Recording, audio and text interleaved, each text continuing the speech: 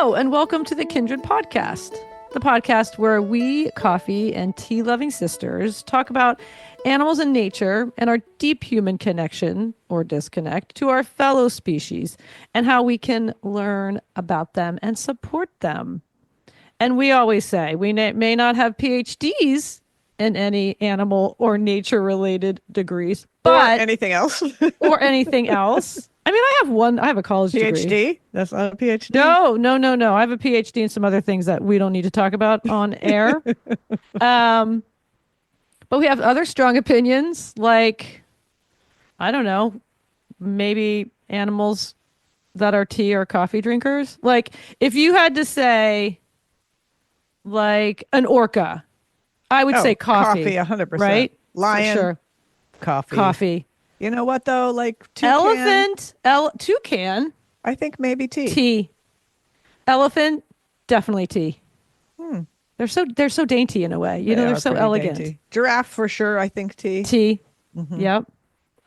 Turtle, tea. Oh, tea, 100%. Although they should use coffee, probably, but we'll say with tea. And I mean caffeine tea. I'm not talking about chamomile. Or herbal. Or no herbal in this house. How about monkey? English breakfast? No, please burn it down to the Wait, house. what's your favorite one? What's the other one that they always ask if you want English breakfast, or what's the one that bergamot flavored one? I don't know. I block it out. No, come on, English breakfast, and the other one that they Earl Grey. Earl Grey. Punch me in the face with it, and then I'll take it. But yeah, I like thinking about what animals. Dogs. Oh, coffee. Cats. 100%. Coffee. Tea I think tea. Maybe both. I think both. I can see it going both ways. Like Rue was a tea drinker, 100%. Oh, Rue. She's my dead kitty. Angel wings. R.I.P. What other animals? Let's see. Gorillas, coffee. Mm-hmm. Or tea, though, too. They can be very distinguished in their... I think orangutans would be tea. Okay. All right. Well, everyone, text us, even if you don't have our phone numbers, and let us know what you think. Yeah. Or email us. Or kindredpodcast.co us. Yes, do that for sure. Speaking of coffee, you can support us by going to the Buy Me a Coffee app via our website, kindredpodcast.co, and clicking on the little yellow cup on our homepage. And you can make a one-time treat or monthly cup donation. Your support is the caffeine we need to keep creating thoughtful, nature-filled content. So, nice. Right? Every figurative cup you donate to us makes a big difference, in all seriousness, in keeping our small, independent little podcast alive and thriving. And you can also head to the link in our show notes to help fuel Kindred. And thank you so much for your support to people who have bought us a coffee. I can't wait for them to do an app that says, buy me a tea. Well, they could tell us that they would prefer to be buying you a cup of tea if they'd like. There is a comment section. You can leave a note of love. We will. Yeah, we're there for it. So we'll appreciate it. We do appreciate it. Okay, enough about coffee. Let's get into our episode today and introduce you to our guest. So we love talking to people and organizations that are boots on the ground, walking the walk, making moves to help not only animals in need, but also the people who love those animals. I feel like the people who are hands-on and leaders in rescue, especially locally to where they live, are literal heroes. And so when I met our guest today, I was keen to speak with her all about her work in rescue and so much more. So today we are speaking with Awanookwe Kingbird-Bratvold from the Red Lake Nation in northern Minnesota. She is co-founder of the animal rescue Awesiinyag Are Loved, and she will translate that for us in the interview. She has her master's in education and is a professor in Indigenous Sustainability Studies at Bemidji State University in Minnesota. She is also the Care Center Senior Director for the Northern Tier. And if you know us, you know CARE, or Companions and Animals for Reform and Equity, which are a BIPOC-led organization out of Baltimore, Maryland, with offices countrywide. We are so grateful to Awanookwe for speaking with us about her rescue organization and what it means to her and her community. I think of her work as more about animal support and health care than maybe traditional rescue.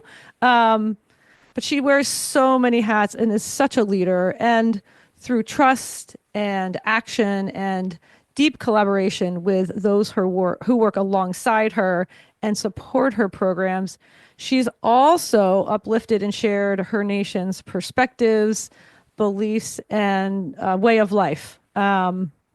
Just a really incredible conversation. And that was one of my favorite parts, hearing her, empower and uplift her nation's perspective. She talked about, I just loved that so much.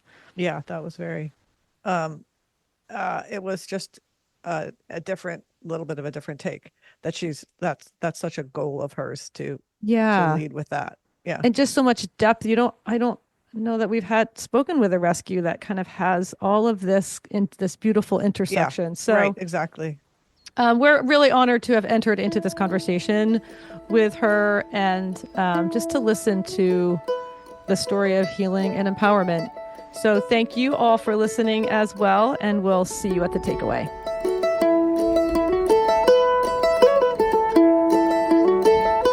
Awanookwe, hello, and welcome to Kindred. Thanks so much for joining us today. Thank you. I'm happy to be here. Would you please introduce yourself and tell us what you do? Yeah, for sure. My name is Awanookwe. That means fog woman in Ojibwe, the Ojibwe language. My English name is Awanookwe Kingbird-Bratvold. It's a mouthful. It's beautiful. I am from the Red Lake Nation in northern Minnesota, and I guess you could say I'm one of the founders of Awesiinyag or Loved. Awesiinyag in my language means all animals. So it's referring to all animals. Actually, our whole name is Awesiinyag or Loved by the people of Red Lake Nation. So we just shortened it to Awesiinyag or Loved or AA Loved. Not only that, but I'm also the Care Center Senior Director for the Northern Tier, and I work for Companions and Animals for Reform and Equity. We know them well. We know them well here. Yeah, I love them. Same. Yeah, it's a pleasure to be here. That's me. Yeah, well, thank you so much for being here. And yes, Care, we're accumulating quite the Care resume, I would say. This is a season with many of you, which is really, really exciting. So thank you so much for being here. I'd love to start with a bit of your history. I'm curious how and why you came to animal welfare and being such an advocate and leader for animals and people within your community. Right. Well, it's really interesting, and I've shared this story a lot. Um, but really, I think just as the person who I am, I've always loved animals. Just always had this really love for all animals, fish, dogs, whatever I was around. Always.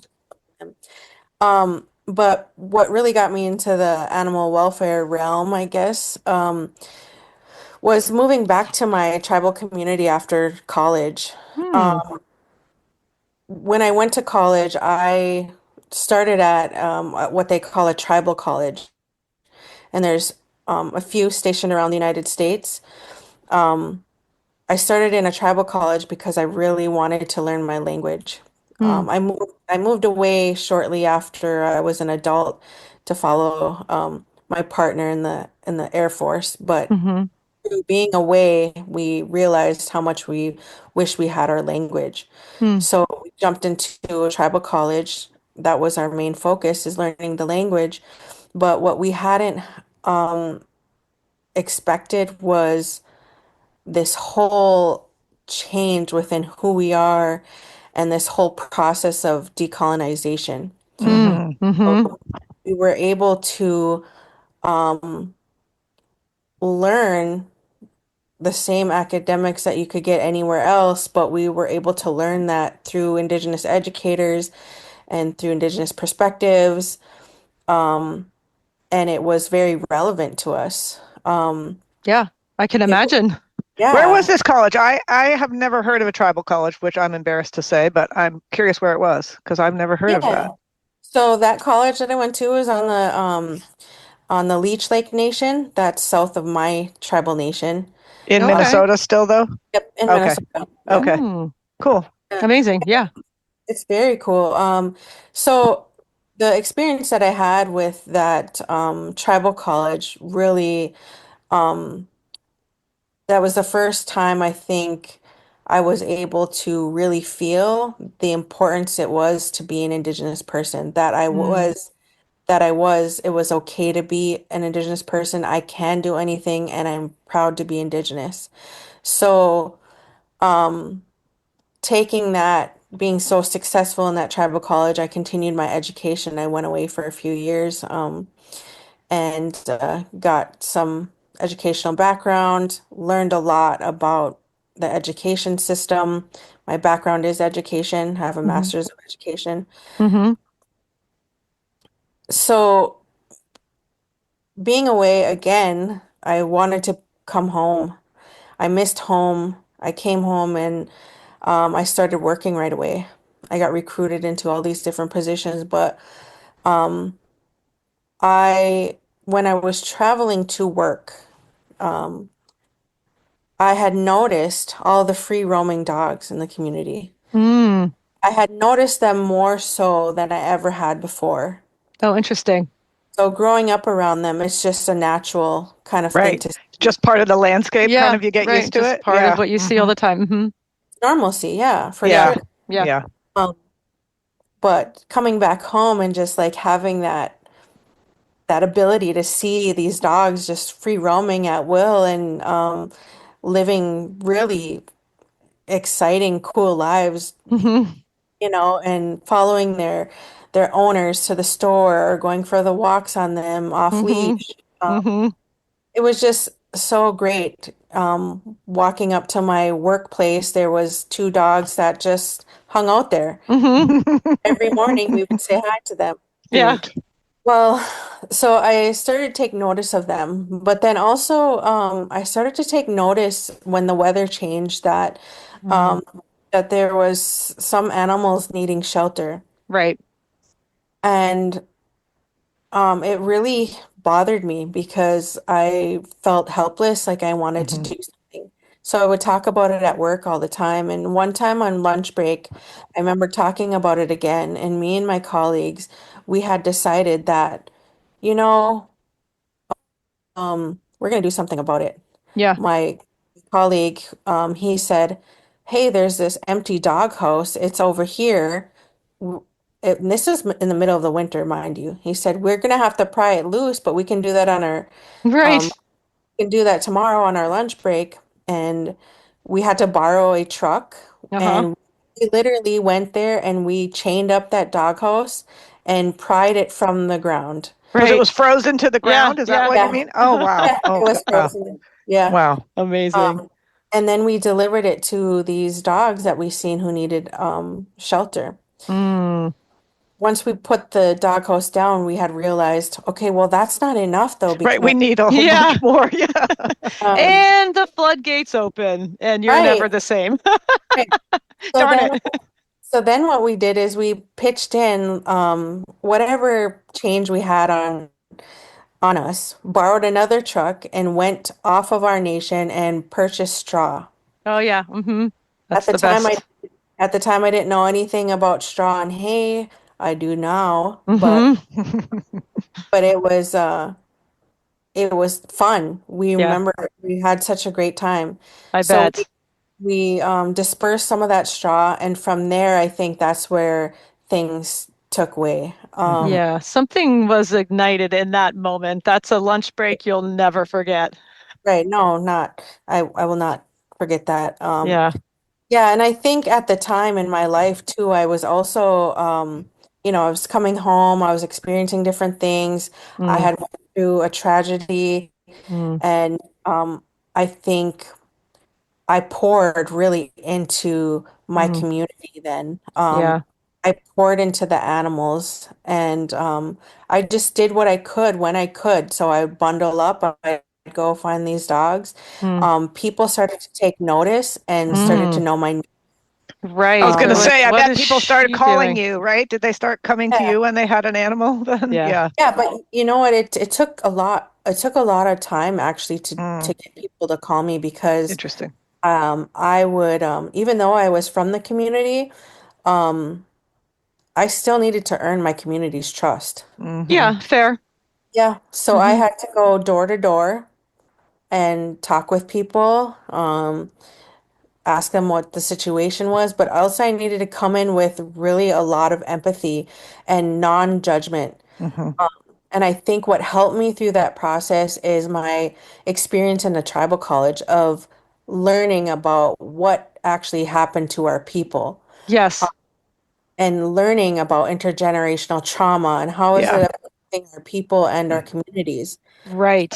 Able to go door to door and just come in with that, like non-judgment and also just wanting to be there and be a part of, them and their experience. Yeah, and once you see within your family, your ancestry, your community, once you see that generational trauma, so many things fall into place and so many things are explained by that. There's so much, um, that's a whole other world of eye-opening. Right. Hmm. But it also does, you can't help but come in with empathy when you come with that lens, Mm. because you understand Where what we've these come people from. have. Yeah, what Yeah. happens. Yep. Hmm. Um, yeah, I mean that's kind of the early stages of all that. I mean, they're probably missing a lot of details that go into it, but I Well, know sure, but yeah, right. I'm yeah, sure I had a long, in-depth process. right. It took a long time for me to earn their trust though. But Yeah. I What do you think mean by long time? I'm curious, like a year or mm, yeah, probably about a year or two. Mm. yeah. Just continuing to do the work, but I also think I was battling against some harm that was done to my community around Hmm. animal welfare work. Yeah. There Yep. there's a history of people coming on our nation, taking animals, or coming in and being judgmental, telling Yeah. us to Yep. take care of our animals. There's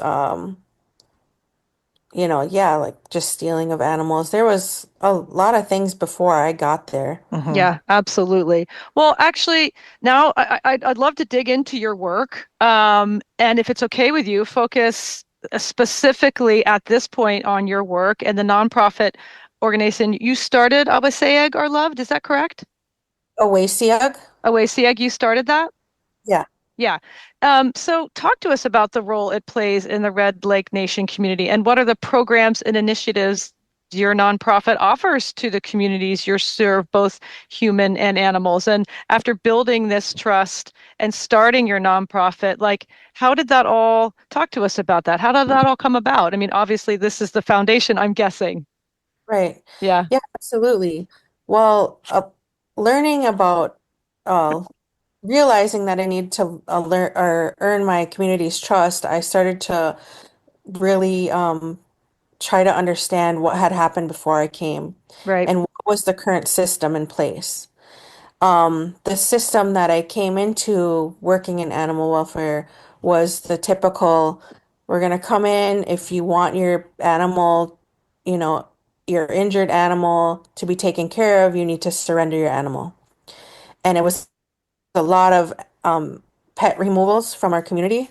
Yeah. Um, and I think somewhere along the line, through all that witnessing people having to say goodbye to their pet that they had so many years that they have this Oh, bond with.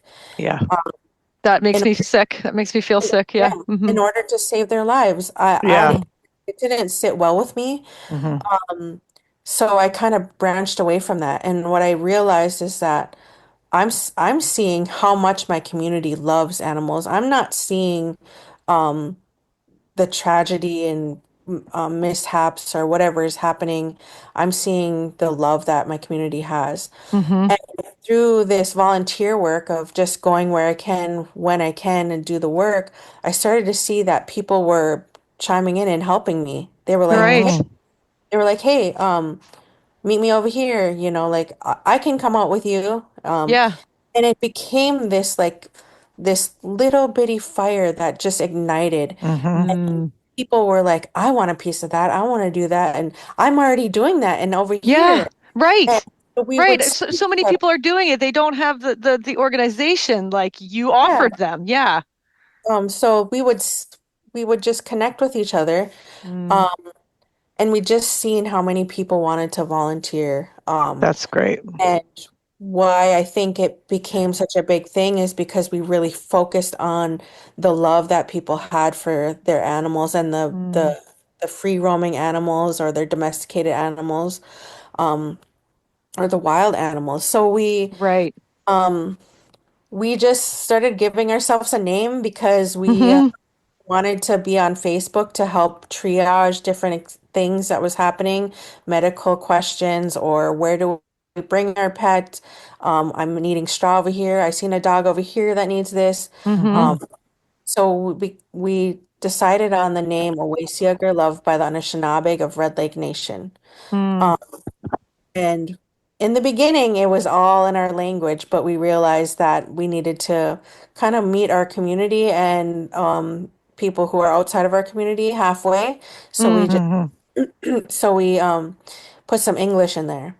Um, that continued on for a couple years until um, somehow CARE found us. Mm. Mm. And CARE started to watch what we were doing, and you know, they were happy to see what was going on. So they offered some services of, do you want this to be a nonprofit status? Do you want this to Mm. be an organization? If Yes. if so, we have your back. That's Wow. awesome. So Yeah. now, though, before CARE kind of stepped in and said, "Hi, we're here. We see you." Yeah. Were you organizing? You were. It sounds like you were organizing food, organizing shelter. Were Yeah. you helping support healthcare and that sort of thing? Were you like how deep into your organization were you? And like events, or did that happen when CARE stepped in? Right.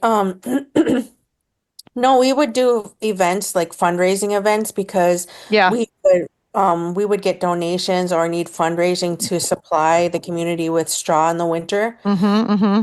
We didn't have trucks, so we would borrow trucks. Right. Because it seems like you were doing a lot before CARE Oh saw yeah. you. Yeah, yeah, yeah. This Did seems you like have help people with injured animals back Oh then, or yeah. did you? Okay, you mm, had Yeah. vets you worked with, or did you? You didn't have a clinic, I'm assuming.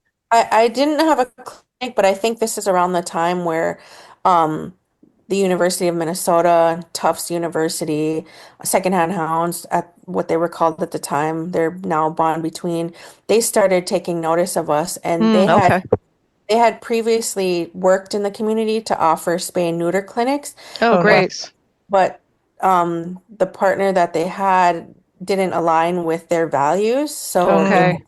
they hadn't been able to come to our community for a long time until they met me and Awesiinyag loved. And Okay. so Awesome. then I start bringing them in, doing vaccination clinics and spay and neuter clinics. Mm-hmm. Mm-hmm. I Again, just think it's good for people to know you're doing so much of this before. And I think that's where probably where CARE saw you and like, this is an organization already. Let's allyship to them.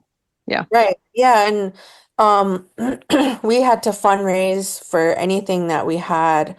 We had to fundraise for enclosed trailers because we were driving to North Dakota with a flatbed trailer, Oh, Mm-hmm. wow. filling that like 4 rows high of straw. Yeah. We dropped a couple on the way back home. You can only do Straw so much. You snowstorm. can only do so much. Listen, the birds, it's helping. All the little You- guys and the birds will take it. Don't worry. Yeah, yeah. I've Sorry, seen that car. happen Sorry. before. You see cars swerving around your hay Right, bales or straw You right, got to do bales. what you got to do. right. Well, Uh, we traveled a lot looking Mm, for straw because we didn't have a connection yet that was right. closer by, and we just kind of went on Facebook and, hey, where's the straw at? Mm-hmm. mhm. Mm-hmm. So we did a lot of that. Can I We, just pause for 1 second, yeah, just explain to people? Can you explain why straw? Because a lot of people who are listening won't know what we're talking about. First of all, right. there's a huge difference between straw and hay. A huge Hay difference. you Yeah. eat, straw you don't. But talk about Right. the insulating properties of straw and why it actually is a critical part of this conversation. Right, right. So, northern Minnesota gets extremely cold.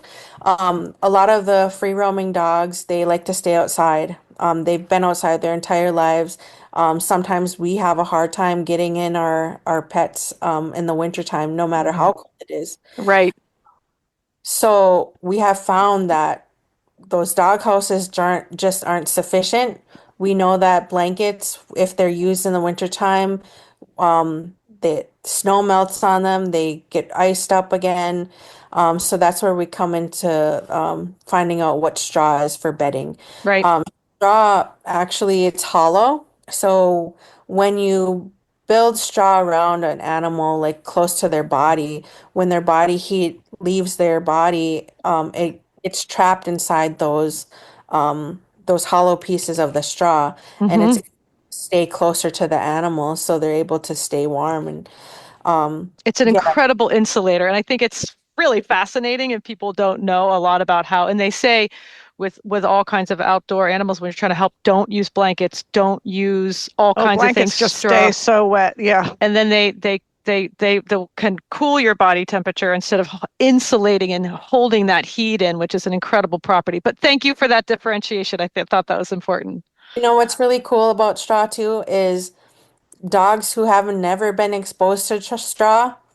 As soon as we put that down, they know what it is. Oh, They will wow. sit on there. They Uh, will start digging away, Oh and my gosh, oh, making their beds, turning, yeah. turning, turning. yeah, it's Yeah, so they cool how they know. just know what it That's is. Yeah. amazing. I Wow. know. It is incredible. It's incredible nature. Yeah. All right. Carry on. I just thought, sorry to interrupt, but yes. So we're talking about how you, yeah, keep going. Yeah, so um one of the biggest things I think what was making us successful, Awesiinyag loved, was um we not only highlighted the good things that our community was doing, so creating that platform for them to and acknowledging them, that was kind of a task on its own because Yeah. being an Indigenous person, one of our cultural values is not to is to be humble. So to ask people to talk about what they were doing or to even highlight them or even highlight their own work really Mm-hmm. has been one of our challenges. Oh, interesting. That just Mm-hmm. makes them feel uncomfortable. Yeah. Mm. Yeah. So creating that platform, highlighting the good what that people were doing. Um, but also we had known that at the heart of everything, what our foundation needed to be was centered all around our culture and Mm-hmm. our language and our values. So we really wanted to focus in on what are some traditional old teachings that our people had with their relationship with animals. And we have creation stories that go back several generations that are still told today that show a relationship that people had with different types of animals. Mm. And and a lot of those stories, they talk about how much a particular animal has, I guess, provided for the human Mm. Hmm. Right. and how we should respect that animal, in different ways. So we would highlight a lot of those things. We would highlight our clan. So what I mean by that is for us up here, this Ojibwe people, we have what we call clans. We all are born with a clan and they all are representing an animal. So I am of the Eagle clan, so I represent the Eagle clan, but there's other people who are, the Bear clan or the Otter clan. There's different clans out there. So Mm. we we wanted to highlight those clan responsibilities within community too. So we talked about clanship. Um, we pulled up old photos of our people hanging out with domesticated animals. Oh, wow. We pulled up just different old paintings of animals. Mm-hmm. Try to use that imagery as much as possible. Mm. We got into the newspaper, we did a little bit of radio stuff, but all really trying to amplify um, that culture piece of it, like showing our community um, this is how we were meant to engage with our animal Yeah. Hmm. animal beings. So that was one of I think, the biggest things that really um, made us successful too. Well, it sounds like it's that heart and history, your ancestry, your the old connections and bringing them back, remembering, reminding. It's that foundation and you reminding who you are and where and why. Who is this animal? What is our connection? And that's such a that offers so much strength and perspective. I can imagine to see and to be reminded and supported in let's get back to what we know and what do we have. And it's so deep and powerful. That must have been very bonding and for the community. Yeah, I mean it's very it's it has been challenging, but it has been very rewarding. And Mm, that resurgence of that traditional knowledge has mm, really allowed us to take that in and hone in on our identities as hmm. Indigenous people. Yeah. Because for so long we have been taught that being Indigenous is not good enough. Hmm. You aren't good enough. You need to conform into this different way. Um, all these different narratives of what Indigenous people are and how we interact in life, Hmm. all been shown to us through movies and stereotypes and what people think about us. Yeah. Well, and this is what I want to talk. This is one of the major things you and I wanted to talk about. And I often hear different narratives about the connection that Native and Indigenous people have to animals and nature. And sometimes these views seem overly romanticized, while others seem misinformed and even negative. And often these narratives are not from Native communities themselves, but that, outside looking in view that again is often so misinformed and like you said, stereotypical. I think that's a critical word here. And it's so critical to speak with people and hear what is actually true and not an outside potentially informed account of another person's experience, but to hear that person and community's experience. And so, Awanookwe, from your experience, would you talk to us more about what are some of the false narratives you hear and experience, and then what impact do they have on your community? Right. Well, I mean, I'll touch on a few. There's a lot. Um, but just based off of like a broader view of or thoughts about how Indigenous people are with animals, we do have connection with these animals. We do have different relationship with these animals. We do have different ceremonies with these animals.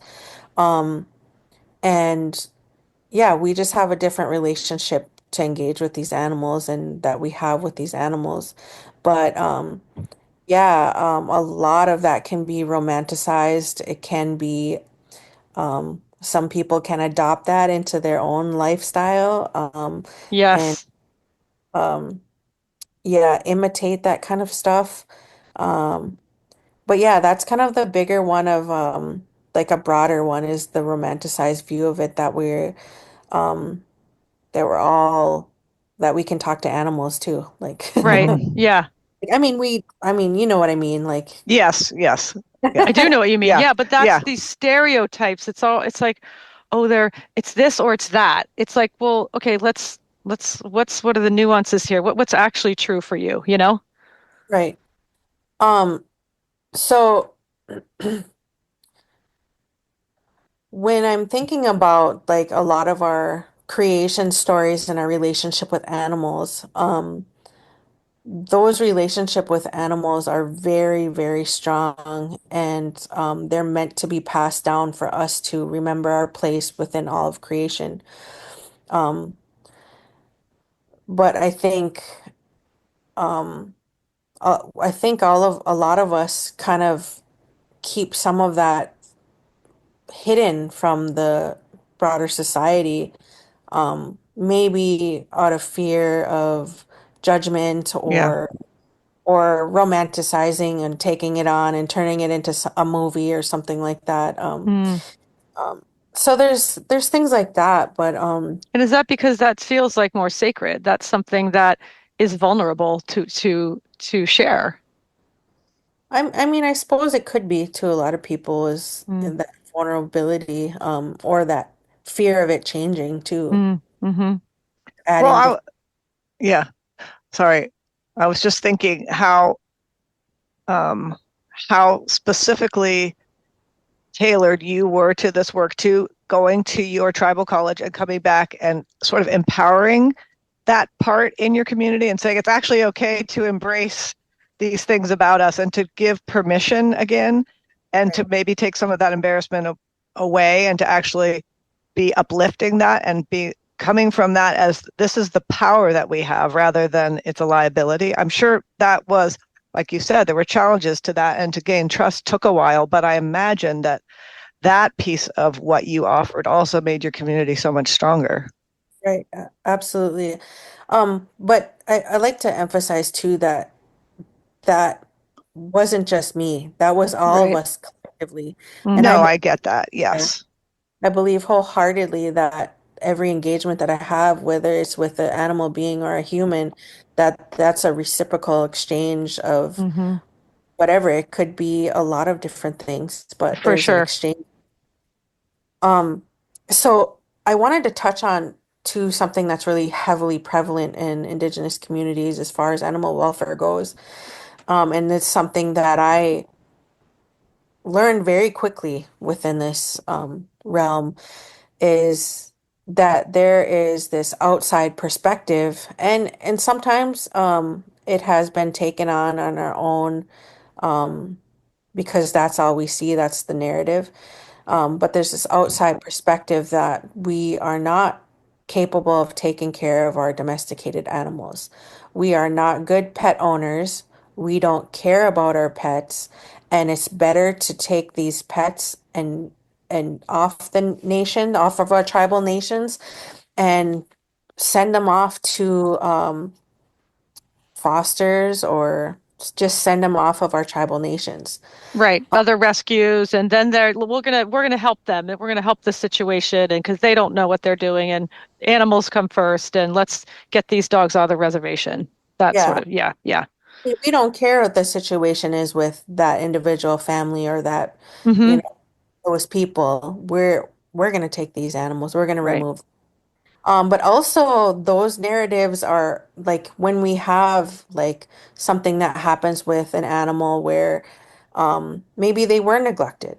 A lot of those stories are amplified, um, Mm. tribal communities, even though that can happen off the tribal nation. We know it happens Of off of. course. Yeah. Yeah, All over because the we're place. all humans. Yeah, This is what happens with humans. Yeah. right. But there's a constant sharing of all the negative things about our relationship with animals, or then Interesting. um so much so that I believe that it has been used to gain funding, that those stories, those hard, Oh, yeah. If you they, care about animals, let me tell you this and give us money. Oh, yeah, wow. Yikes.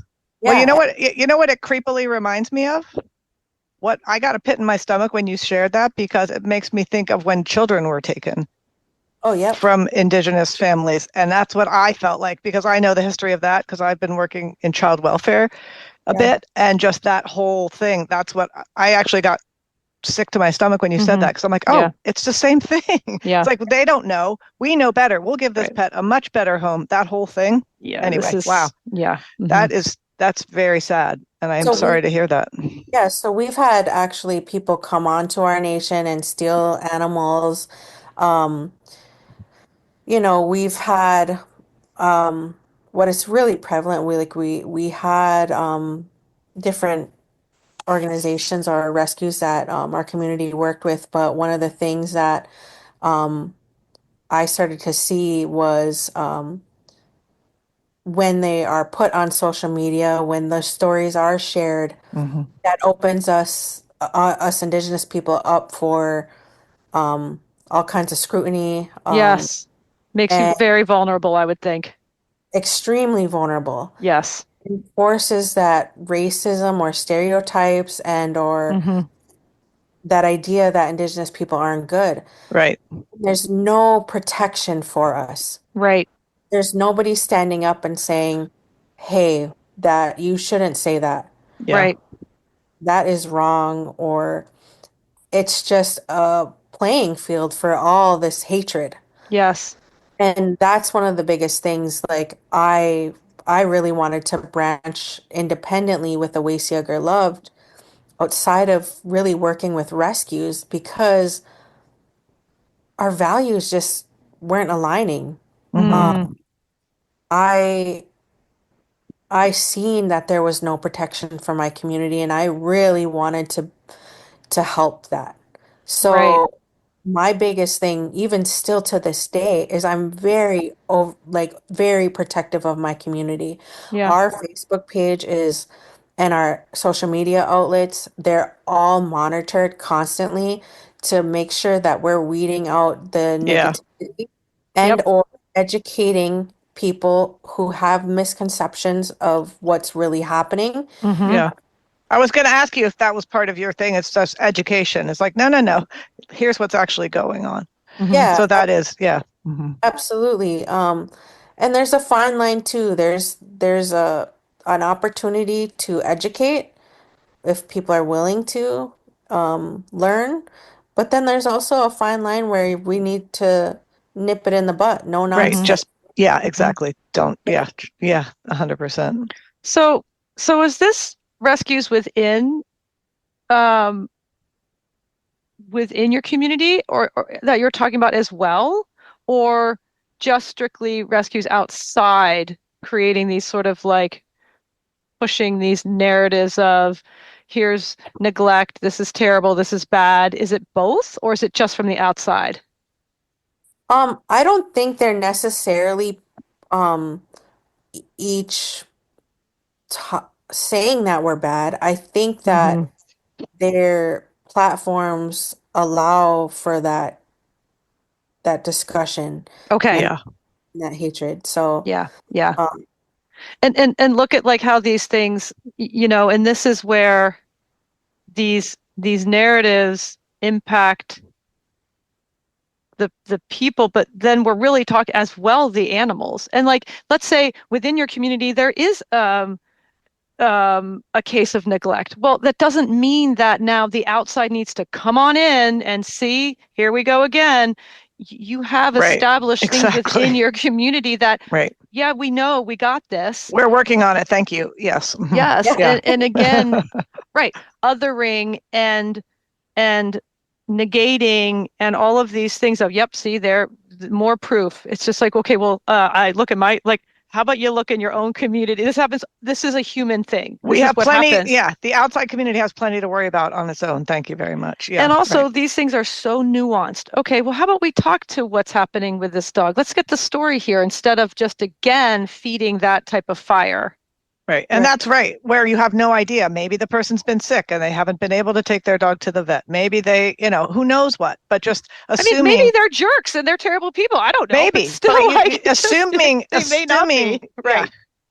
And Right. what you do, I think, and what you're talking to is you are asking and you're taking the time to understand what's going on rather than just thinking Yes. that there's a blanket thing that is true here. You Right, have no right. idea. Hmm. Yeah. Hmm.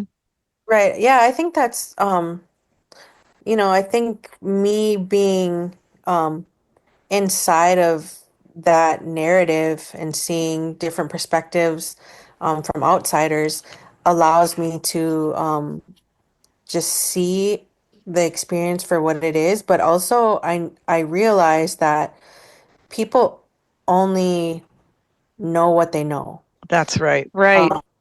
So if they're being shown all this negativity and being told that Indigenous people aren't good people through imagery, movies, whatever, it's just this constant thing going on, that's what they're going to believe, Yeah. until they learn different. Yes, exactly. And that's what I meant by education. And some people aren't going to be open to it, but there is a lot of people who just don't know. It's just ignorance. Yeah. And just like an example, so sometimes I'll put like random videos of just our day-to-day lives with our Yeah. roaming domesticated animals up here. Mhm. And they're just, when I look at them, I'm like, oh, they're so beautiful. So this one example is I was heading to work one day, and it was early in the morning. The bus was picking up kids on the side of the road, and the dogs were walking their kids to the bus. Oh, Cute. And I thought that is so adorable. I love Yeah. it. yes. I Yeah. recorded it because the dog just knew that's what his job was, is Yeah. to the Oh my bus. gosh, that was my dream as a little girl to have a dog that would take me to school. Right, right. But then um on one of our pages, it's public. So we have a page that is private. I'll talk a little bit more about that after this, but one of our public one that can be seen by anybody throughout whoever's online. And we had gotten a lot of comments from people like, "Oh my gosh, what are they doing? They're gonna get hit. That's so irresponsible." Really just a lot of judgment, misunderstanding, Oh, and coming in from their perspective of they're used to seeing on-leash dogs. They're not used to seeing that at all. So they're coming in with their ideas of what it is. But then what I thought was kind of cool is because there was my community members saying, "Hey, we have off-leash animals. Like that's just the way our community is." Right. But what I thought was really cool is the rural community stepped in. Oh, right. I was uh-huh. thinking that. I'm like, have you Yeah. ever been out to That's the country? right. Yeah. Right. Yeah. Yeah, the rural community, they stepped right on in and said, "Nope, we grew up like that too. We That's lived on great. a farm. Our dogs run Mhm. that way, and they know Right. what their job is." Hmm. Right. That's good. That's great that they can police themselves a little bit. Like you don't have to always be the one. Other people can come and say, no, no, that's perfectly normal where we live. I Yeah. love that. I love Right, that. right, because Because then it's not just you, it's actually other Yeah. people. Like, no, there's a bunch of people saying this. It's not just us defending ourselves. Yeah. right, right, yeah. I mean, because it gets exhausting, but It would be Oh, exhausting. I Yeah. can imagine. It gets I bet exhausting. you roll your eyes a lot of times a day. Yeah. It's like, really, people? Come on. Yeah. I wanted to touch on just quickly about those social Yeah. media outlets. A part of me protecting my community members is we have a Facebook page that is only dedicated to our community members. That's Okay. great. And so it's more private, Yeah. Mhm. and outsiders can be a part of it, but it's kind of like they need to know their place in order to be a part of it. Yeah. It's for the community. And we have a very, very private one, which is veterinary discussions with the Red Lake Nation. So, Hmm. so in that Facebook group, you only can be Native American from Red Lake in that group. And it's specifically meant for people to ask non-urgent Yeah. questions, Yeah. vet techs. So we That's have a really Right. smart. That's super Yeah. smart. A space where like you can come and ask quote unquote like Right. all Do I need to go to the hospital yeah, or like the can I handle questions that this? yeah, Yeah. like you are That's embarrassed to smart. ask. Like no one wants to ask Yes. that question because I should know, but I don't. So, but I need help here. That's very Right. smart. Hmm. Yeah, so we have a partnership with the U of M, and we have some serve students in veterinary medicine. Um, they monitor that page. So they're the Great. vet techs Oh, great. overseeing and answering some of the questions. But also one thing that also helps us out, Awesiinyag loved, is it mitigates that responses that we see from in community members who might not have veterinary experience, but like, oh, my grandma gave this to my dog at this time, you know, or Right. Yeah. Things that worked for them. Yeah. Right. yeah, yeah. And, you know, there's a lot of they want to help each other, so they give pointers, but a lot of Yeah. the time it can be detrimental to some of them. Right. Yeah. Sometimes you need to have an expert to weigh in. So yeah. So we also have to monitor that page too to I'm sure. Yeah. make sure our community members are allowing room for the vet techs to be put Yeah. in. Right. So we have different tiers. We have Yeah. very Yeah, that's private, very smart. private, and public. Did you start with that from the beginning, or is that something that's evolved over time? Um, we learned very quickly that we have those different spaces. Good I for can you. imagine. That's great. I can imagine. Because like you said, like know your place, but who, I don't know. A lot of people don't. So it's sort of like you just make it private, super duper private, extra vault private. Right, right. Yeah. I'm curious how many people are working in your organization? Because it sounds like there's a lot of jobs. It's not all you. Please tell I me just you're laugh not because doing you all think of this. nonprofit organ. I'm like, Well, everyone she wears says 10 hats. you do have a lot of people you said who wanted to help, so I'm curious how big it is. Okay. Let's just I mean, let me start with we Other talked to than one you. man who started a rescue in Kashmir, India, and he's the only one who does anything. So we understand that's also true because trying to get volunteers can be hard. Oh, for sure. Oh, absolutely. So I would say that it's probably very similar. I'm the one who keeps the wheels turning. Yeah. I do have a board that I'm so excited about it. They are all Indigenous women. Awesome. Whoa. Look at you. And Oh, more that's than a board, all right. That's music to my ears. I Wow. know, That's a isn't it? dream. I know there, yeah, that's Oh my very gosh, that's exciting. amazing. Congratulations on that. Wow, that's huge. We'll have to do another episode just on that. Anyway, going Yeah, on. yeah. So that's really great so that we have that board. Yeah. But as far as like positions that we have, we don't have enough funding to hire anybody. Okay.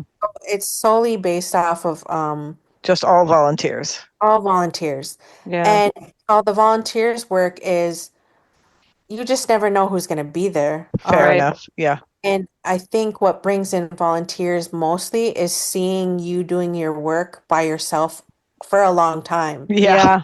For them to be like, okay, she's been doing this. Yeah, this poor I girl. can get out there and do that. Yeah, yes, Yeah. right. If Yes. if we did have more funding, it would be ideal to have this a paid position to keep the wheels running because Yeah. I've been trying to find somebody who's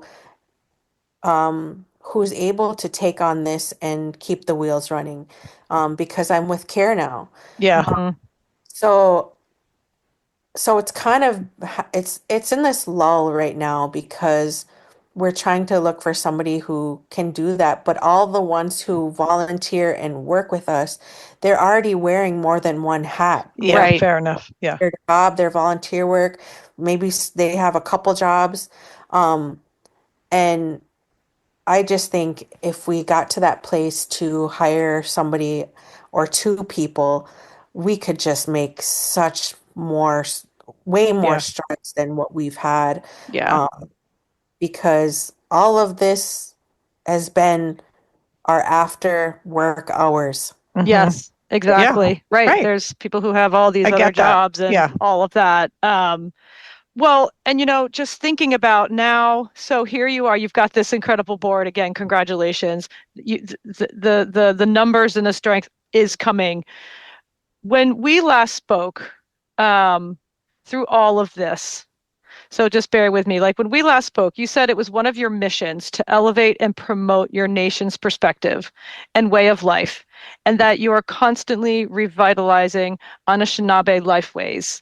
So, what is at the heart of all that you do, your work, your professorship, your leadership for this group that is growing? What is your overall goal working with and for your community and the animals?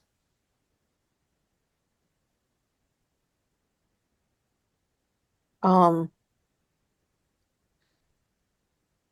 right off the bat, I just have this overwhelming feeling of love. That's all I've been I've been learning this whole time I've been on this earth, that all these different experiences all come back to love. We're all learning how to love one another, to love everything, to love ourselves. Um, and this doing this work for me, I think ultimately comes to um, my people remembering who they are, their Indigenous identity, and how powerful we are, Mm. how resilient we are, how capable we are, um, uh, and and ha giving us back our own identities. So Mhm. our foundations are healed so we can get out there and do what we want to do. So it's all about that health perspective too. And you had mentioned, we were talking, you see this as your heart work, Yeah, absolutely. and that people, and it just is obvious. I mean, people will have glimpses of you when we post some video clips and things, but I feel that energy, that this is all love for you. And this is all about, like you said, revitalization and an empowerment. Yeah. Empowerment is so critical. I think through your leadership, um, through connecting with care, through, like I said, your professorship, all of these things, and sustainability, and just that it's this, the revitalization, the remembering, the reconnecting, and then ultimately, to me, like empowerment, right? Where Right. people feel like they have agency within their Right. community. Absolutely. For sure. Um, yeah, that's what I hope from my communities. They can see themselves as how I see them. Mm. Right. You Hmm. know, yeah, I think that's the biggest thing. Well, and I love you used the word revitalization when we talked, and I have that throughout my notes. That's such a powerful word. It's so full of all of the good things. And um, so, Awanookwe, we often ask our guests when it applies, how can we support you? But I'd like to ask you this as an opportunity to really dig into that question. And we touched on this a couple times before. When you and I last spoke, we talked about, what you wanted, needed, wished for your organization and your work, in terms of support. And we talked about allyship. And my question to you was immediately, well, what does meaningful allyship look to you? And we talked about agency and self-governance in context to the needs of underserved communities, and what can happen sometimes when we come in and from the outside and start throwing funds, organizations at community, not with, but at community, um, but then don't hand back leadership, most importantly, and empowerment to the communities we're there to serve. Often the challenges remain. And so I'll ask you here, how can we best support you in your work, elevating, empowering, and strengthening your community?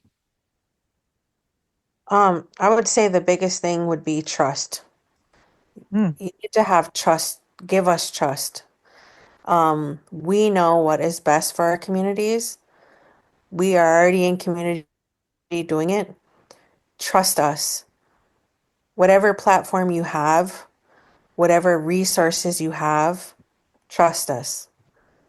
Um, Listen to us and hear us and allow us to speak for ourselves.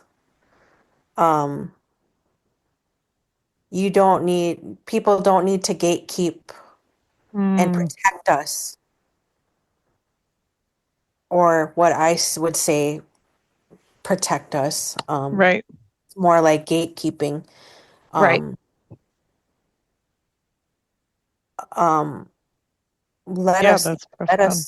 let us speak for ourselves and let Mm, us do that. I think oftentimes people get carried away with that savior mentality and they want the gatekeeping of all the resources and connections that they have, and they want to make sure before people engage with us that these people are worthy or whatever they see fit to speak with us. Um, I think there's a lot of room for growth within allyship in Indigenous communities. But it really ultimately goes back to that trust. We need to be put into these positions and given funding and resources the same way any other organization or community is getting them. Because we don't have that. Right. We're not given that. Right. I love that. That's such a powerful true. And because often it's like we'll give you money, but we want control over that. We'll help you organize, but we want control over that. And it's a control thing often. And I think with maybe the best intentions, except that Maybe. okay, let's maybe not. right. But also even if it is, I'm kind of okay, great. This is where give you money and then you step out. Right. It's not I'll really a ask you gift what if there you are need. strings attached, right? It's like, Right. here's some money, but you have to do it this way. Yeah. And it's just so disrespectful. It's, along with trust, I think what my mind goes to is respect. Like, just give me the benefit of the doubt, please, that I know what I'm doing because this is my community. And just thank you. I've had experiences where I'm actually very fortunate, but I've had an experience where a donor has given us a lump sum of funding and has said, keep doing what you're doing. Oh. And Oh my gosh. That must have just been music to your ears. Like, what a relief. yeah. And Yeah. yet it's kind of sad that it is such a relief. It's not just the norm, right? Yeah. Well, right. Yeah. But that's the way to go. Yeah. And that's real allyship. So is more trust. of that. You Yeah. can definitely use allyship is resources, trust. but Yeah. not conditional resources. Just give us resources. Yeah. For sure. Wow. We need a lot of support in our tribal communities, Yeah. as far as funding goes and resources and stuff like that. We do need a lot of support. Like right now, we don't have a dog catching unit. We don't have what do you call a dog kennel for that need to be kenneled. Yeah. We don't have that. Well, I just, that's the trust is really, it's so where it's at. Trust us, and let us do what we already are doing. That's what people really need to know too. So Awanookwe, why is this an important conversation to have? We ask all our guests this, and it's one of my favorite questions. But why is it so important to hear from your perspective of the work you are doing in support of your human and animal community? And why did you agree to speak with us about this today? I agreed to speak with you all today because it's I've been given this role in my life to talk about my community, to uplift my community, and to really, I've had these platforms to really share with the broader community of how much my community loves their animals. And I think that it's um, my duty to use my voice with these platforms I'm given um, to share that message. It's important for people to hear this message because so oftentimes Indigenous voices are muted and not heard. And the more we can share our stories and share our needs and um, all this stuff, the better it will be for allyship or connections with different resources or even our outside communities that are just on the edge of our tribal nations. Mm, Help us get better relationships with them. Um, and what we said earlier too is people only know what they know. If they're only given one form of way of looking at us and our relationship with our animals, that's what they're gonna believe. That's all they know.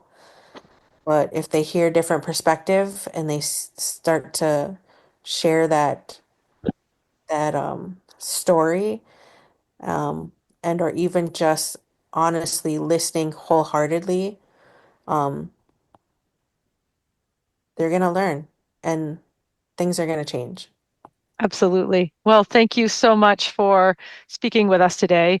It's an honor, and we're grateful, and um, we love hearing about the incredible work you're doing and the community building and the empowerment that's happening. This just like ignites my bones to hear about an all women group board. I mean, this is rule the world, please. So thank you for that. Thank you for sharing your perspective and your experience. And we're just so grateful to speak with you, and stay warm out there in Minnesota. You just said you had tons of snow, so not sad that I'm not there, but there you go. But yes, thank you so much, and yeah, and take care. Thank you.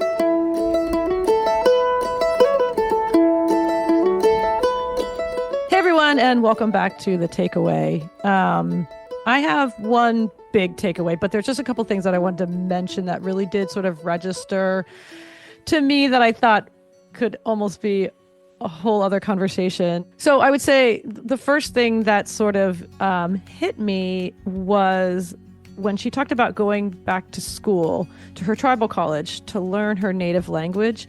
That was the beginning of what she called her decolonization. Mm-hmm. And I just thought that was really powerful connection, and that she started that process through reconnecting with her language. I just thought that was really beautiful and incredible, and something I had not thought through in sort of some just language and culture and connection, and that would be a really incredible episode to do actually at some point. No, that was very interesting, and I think I even said in the episode, I didn't even know there were tribal colleges. Like I know there are like historically Black universities. I don't think I knew that there were colleges where Indigenous people could go and learn their language anymore. I had no idea. So I was thrilled to hear that was a thing. And I thought it would be really interesting to do an episode about, just the language and the reclaiming that after years. Yeah, and just like, right, and just sort of in context and connection to decolonization, what just so powerful and empowering, I'm sure. And then, I just listening back when we were editing the episode, I just kept hearing throughout the conversation this step-by-step process of going from false narratives to stereotypes to trust to healing and then finally to empowerment. It was such a thread throughout the whole conversation that I found really impactful. That was really interesting too. I will say, what kind of blew me out of the water, and this was at the very end of our conversation, was when I asked her how could we align with her and support her community and what allyship would look like to her. And her answer was, trust us. Trust us.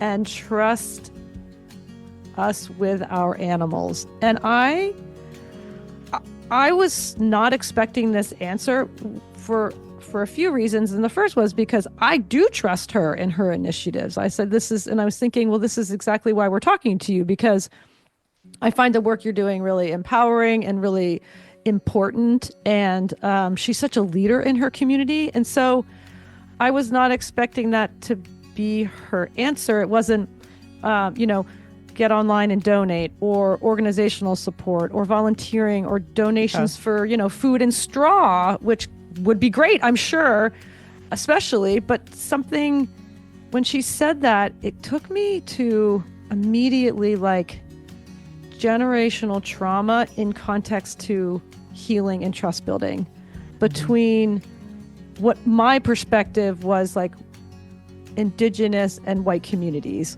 or the Indigenous and the colonials perspective. I just thought that was really, really powerful. And I guess it just took me off guard because I do trust the work that she does. And I wasn't expecting her to say that. And that was really powerful to me. And really insightful for me to hear that, like, okay, I need to go back before I'm like, hey, can I send you straw? Like, let's go back and work on that trust building. Yeah. I thought it was powerful too, with all the needs that she has, that was her first request. And yet, I would say it didn't surprise me in the one way, just because of my experience in the child welfare system, and I had to learn about the history of that. And, it's a little off topic, but it's actually not at all, I don't think, because it's exactly the same thing where white people came in and took their children because like the white savior kind of mentality? They'd be thrilled to learn our ways, and cutting their hair and taking their clothes and not letting them speak their languages. So for me, it's like, oh, of course, because this is just across the board their experience. So it doesn't matter whether you're talking about animals or child welfare, and that white savior complex, which and that's been so powerful to me as a middle-aged white woman, because that's really the people who get involved in these things a lot of times. So it's just like, check yourself. And with all these new awarenesses we have, it's just like, just actually let the people who know what they're talking about talk about it, and be quiet, please, and just sit there. And it's the whole thing of amplifying their voices instead of, I think I have a solution for you, because my solution is not what Awanookwe's tribe needs, right? Or where she lives. That's not at all what they need. So I thought it was so beautiful that she led with that, because that's really the kernel of it all. Is like, and it's just another opportunity for all of us who are not living that life to check ourselves and, oh, right, do I trust you? And that's what I want to cultivate. I want to trust. I want there to be trust both ways too. Like, if we trust them, that maybe they can trust us a little bit. So anyway, I would like to build that. I want to be building my trustworthiness. I think that's where I need to start. And you have to lead with trusting someone else if you expect them to trust you. Well, it's back to this thing where when you step into another person's space, read the room, ask questions, see what's there. You don't walk into someone else's house and be like, oh, I don't like how you decorated your house. You should move the couch over here. It's just like, check yourself. Whoa. And in just the bigger picture. Yep. And I think our community, the one I identify, really needs to deeply examine that. And so, and it was so insightful and wise. And through her own experience, personally, I'm sure, and through her communities, she has that insight to let's start with this. Right. And that was really powerful to me. And a bit of a side note, but I have a point here. This season has been quite human focused for us. And that's interesting because it wasn't actually a conscious thing. And, so much of the time we focus on like science and scientists and a specific species and learn all about them. But we always say, of course, this is very much about the human side as well.